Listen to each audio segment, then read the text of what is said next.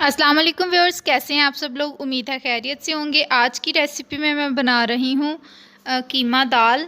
उसके लिए मैंने प्रेशर कुकर में प्याज और ऑयल जो है उसको गरम करने के लिए रख दिया है। और इसमें उसके प्याज जैसे ही हमारा ब्राउन होना शुरू हो जाएगा, हम इसमें लहसुन ऐड कर लेंगे और लहसुन को फिर अच्छी तरह से हम फ्राई करेंगे। जब लाइट ब्राउन हो जाएगा तो उस टाइम पे हमने टमाटर और हरी मिर्ची ऐड करनी है। मैंने यहाँ पे टमाटर और हरी मिर्ची को ग्राइंड करके उसका पेस्ट बना लिया था और वो सारा मैंने ऐड कर लिया है। और अब मैं इसको अच्छी तरह से भूनूंगी।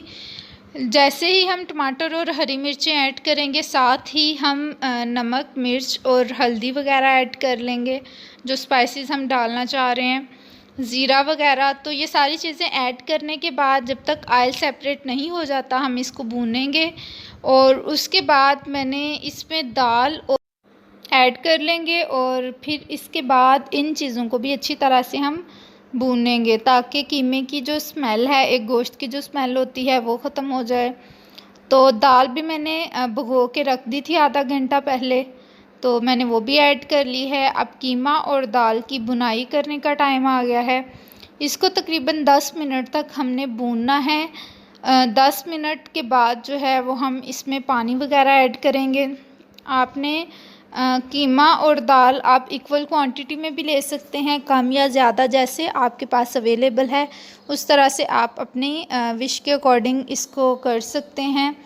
तो मेरा यहाँ पे देखिए कीमा भी उतना है और दाल भी उतनी है, तो इसको अच्छी तरह से अब हम भूनते चले जाएंगे। जब इसका थोड़ा सा कलर चेंज हो जाएगा, ऑयल अलहदा हो जाएगा, तो उस टाइम तक हमने इसको भूनते रहना है, नीचे नहीं लगने देना। अगर नीचे लगे तो हम टेबल स्पून पानी जो है वो ऐड करके इसको भूनते जाएंगे। इसके बाद ये देखें भून गया है। अब मैंने इसमें 1.5 गिलास पानी जो है वो ऐड कर लिया है।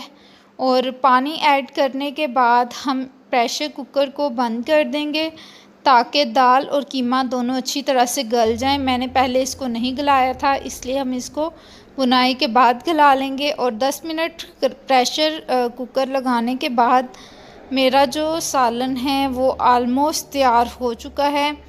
आप देखें कितना मज़ेदार सालन जो है वो बिल्कुल खुश्क हो गया है इसमें से पानी, और हमारा मज़ेदार दाल कीमा तैयार है।